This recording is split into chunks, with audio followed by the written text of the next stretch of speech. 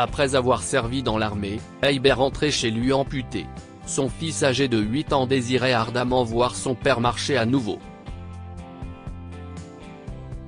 Après une rencontre miraculeuse avec le Père Noël d'un centre commercial, le souhait de Peter s'est enfin réalisé. Peter aimait beaucoup son père, Abe. Ils avaient toujours partagé un lien fort, même avant qu'Abe ne parte servir dans l'armée. Après être revenu avec une jambe amputée, Abe et sa femme ont eu des relations tendues. Cependant, ils se sont battus et ont trouvé un moyen de reconstruire leur famille. Élever Peter en tant qu'amputé n'a pas été facile pour Abe, mais lui et sa femme ont fait de leur mieux. Abe et sa femme ont même sacrifié l'argent économisé pour une prothèse de jambe afin que leur enfant puisse rester à l'école. Abe a toujours pensé qu'il pourrait un jour l'obtenir, mais au fur et à mesure que le temps passait et que leurs économies n'augmentaient pas, cette possibilité semblait peu probable. Abe souhaitait profondément marcher à nouveau. Il chérissait le temps qu'il passait avec Peter, et ils jouaient souvent ensemble avant qu'il ne perde sa jambe. Mais maintenant, c'était impossible, et cela le chagrinait au plus haut point. Peter désirait ardemment jouer avec son père comme il le faisait auparavant. C'est pourquoi, à chaque repas, il ajoutait souvent sa petite prière après le bénédicité de son père. Seigneur, s'il te plaît, répare aussi la jambe de papa. Cela fait longtemps que nous n'avons pas joué ensemble, priait Peter, laissant souvent Abe plus triste qu'encouragé. Abe finit par abandonner l'idée de tout arranger, décidant qu'il se contenterait de son sort. D'un autre côté, Peter souhaitait toujours voir son père marcher à nouveau. Il savait à quel point son état frustrait ses parents et voulait les voir heureux. Mais surtout, il voulait pouvoir à nouveau jouer avec son père. Un jour de Noël, Peter a vu un Père Noël dans un centre commercial et s'est dit, si est-il l'occasion ou jamais. Si quelqu'un peut t'aider, si est-il bien le Père Noël. Peter est rentré chez lui ce jour-là et a décidé d'écrire au Père Noël en lui expliquant la situation de son père. Le lendemain, il est revenu au centre commercial, prêt avec sa lettre. Il avait même réussi à obtenir les coordonnées et l'adresse de son père pour s'assurer qu'il n'y avait aucune possibilité de mésaventure. Bonjour, petit homme. Que peut faire le Père Noël pour toi aujourd'hui ? Demanda le Père Noël. Bonjour, Père Noël. Mon papa a perdu sa jambe à la guerre et a besoin d'aide, et j'aimerais que tu lui en trouves une nouvelle pour Noël, pour que nous puissions à nouveau jouer ensemble.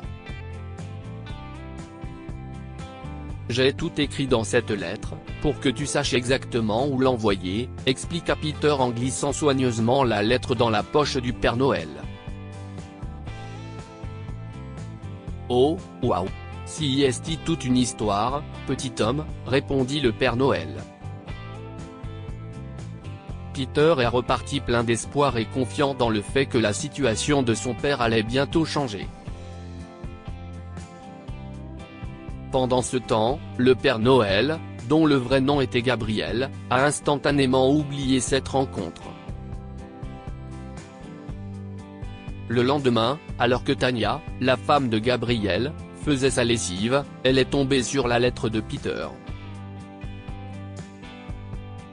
Elle fut émue par la demande du garçon et par l'histoire de son père qui avait perdu sa jambe. Gabriel, a appelé Tania, s'approchant de Gabriel avec la lettre à la main. Oui, mon amour. Qu'est-ce que si est-il ? Demanda Gabriel, confus. Si est-il une lettre d'un petit garçon adressée au Père Noël. À toi. Son papa a perdu sa jambe en servant dans l'armée, et il demande de l'aide, a expliqué Tania. Une lettre ?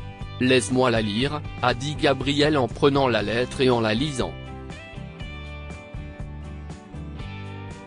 Ses yeux se sont mis à briller un peu plus à chaque phrase. Je crois que je me souviens de ce garçon. C'était une journée chargée, et honnêtement, j'étais tellement épuisé que je lui ai à peine prêté attention, conclut Gabriel. Eh bien, on dirait que lui et son père auraient vraiment besoin d'aider, a dit Tania. Oui, je sais. Tania, tu sais que j'aimerais bien, mais une bonne prothèse n'est pas donnée. Nous ne pouvons pas les aider, pas avec ce que nous avons actuellement, a répondu Gabriel. Gabriel ? Remarqua Tania, complètement déconcertée. Quoi, Tania ? Tu sais que j'ai raison, proclama Gabriel en haussant les épaules. Ce n'est pas l'homme que j'ai épousé. L'homme que j'ai épousé met ses ambitions de côté à chaque Noël pour pouvoir aider à mettre un sourire sur le visage des enfants, a dit Tania. Je sais, Tania. Mais cette décision ne nous a pas aidés financièrement. Nous n'avons tout simplement pas d'argent. J'aimerais vraiment l'aider, mon amour. Mais nous ne pouvons pas, expliqua Gabriel. Tu as raison. Nous n'avons pas d'argent, mais je connais quelques personnes au grand cœur comme toi qui aimeraient bien participer, a dit Tania. D'accord. Où veux-tu en venir exactement? Le crowdfunding? Nous ne connaissons même pas ces personnes, rétorqua Gabriel. Ce n'est pas si compliqué, idiot. Nous n'avons pas besoin de les connaître, Gabriel. Nous devons juste essayer de les aider, conclut Tania. Gabriel et Tania ont donc décidé d'ouvrir une collecte pour aider Peter et son père. Ils ont mis en place des collectes dans leur église et sur leur lieu de travail. Ils ont également créé un profil de crowdfunding, mais ont limité les détails concernant Peter et sa famille, ne fournissant que la douce lettre de Peter au Père Noël pour encourager les gens à faire des dons. Les premiers mois ont été à peine fructueux. Mais au fur et à mesure que le temps passait, à la grande surprise de Tania et Gabriel, les dons ont commencé à affluer. Au moment du Noël suivant, Tania et Gabriel ont pu acheter à Abe une prothèse de jambe ultra moderne. L'année suivante, Peter et ses parents prenaient le repas de Noël. À ce moment-là, Peter avait cessé d'ajouter sa propre prière, comme il le faisait si souvent. Il voyait la frustration que cela procurait à son père et commençait à penser qu'il faisait plus de mal que de bien. Il a donc commencé à prier en privé. Seigneur, merci pour la nourriture que nous allons manger. S'il te plaît, bénis les mains qui l'ont te préparer et sois avec ceux qui n'ont pas la même chance, aide-les comme tu l'as fait pour nous. Amen, conclut Abe. Puis, sans crier gare, pour la première fois depuis un moment, Peter a pris la parole. Seigneur, s'il te plaît, aide-nous aussi avec la jambe de papa. Cela fait un moment maintenant, et nous attendons toujours que tu nous aides.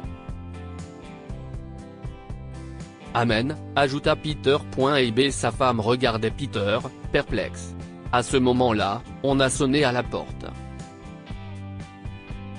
Peter se leva instantanément et courut ouvrir la porte, laissant ses parents dans l'incompréhension. Papa. Peter a appelé depuis la porte. La femme d'Abe l'aida à prendre ses béquilles et ils se dirigèrent vers la porte. Ô sainte nuit commença à retentir alors qu'Abe et sa femme traversaient la maison. Ô sainte nuit, les étoiles brillent brillamment, chantaient les chanteurs de Noël.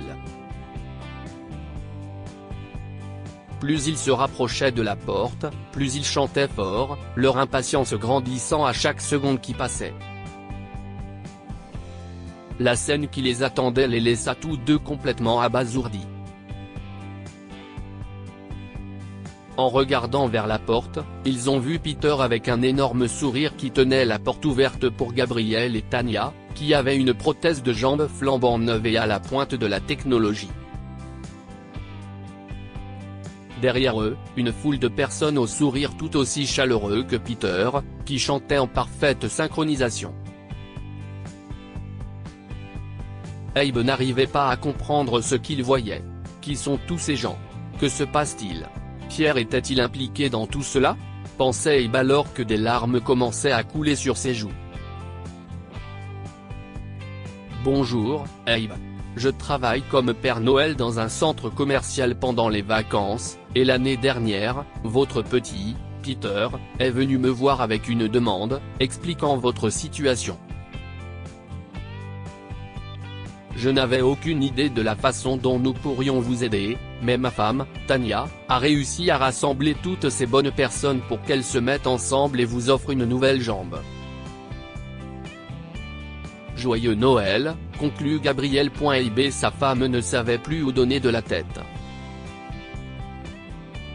Abe a instantanément attrapé son fils et l'a pris dans ses bras. À ce moment précis, la foule de gens à l'extérieur a commencé à applaudir la famille. C'était un événement capital, et la foi de Peter y était pour quelque chose. Ce jour-là, tout le monde s'est joint à eux pour le déjeuner de Noël. Leur joie était abondante. Abe était reconnaissant à cette communauté d'étrangers qui avait décidé de se regrouper pour l'aider. Mais il était encore plus reconnaissant envers son fils, qui n'avait jamais perdu la foi. Que pouvons-nous apprendre de cette histoire? Nous faisons nous-mêmes des miracles si nous y mettons du nôtre. Alors que Gabriel ne voyait pas comment il pourrait aider le père de Peter, l'insistance de Tanya a cherché une solution à apporter à Peter et à sa famille le miracle qu'il attendait depuis longtemps. Gardez votre foi vivante. Vous ne savez jamais quand Dieu vous répondra. La persistance de Peter dans la prière et la conviction inébranlable de Tanya qu'une solution pouvait être trouvée ont abouti à un miracle monumental pour Peter et sa famille. Dans les deux cas, leur foi a été essentielle à la percée finale. Partagez cette histoire avec vos amis. Elle pourrait égayer leur journée et les inspirer. Lire aussi, je n'ai pas besoin de jouets, sauver ma mère, une femme âgée trouve la lettre d'une fille adressée à la mère Noël et promet d'exaucer son vœu. Cette histoire est inspirée de la vie quotidienne de nos lecteurs et rédigée par un écrivain professionnel. Toute ressemblance avec des noms ou des lieux réels est purement fortuite. Toutes les images sont uniquement destinées à l'illustration. Partagez votre histoire avec nous. Elle changera peut-être la vie de quelqu'un. Si vous souhaitez partager votre histoire, veuillez l'envoyer à info@amomama.com.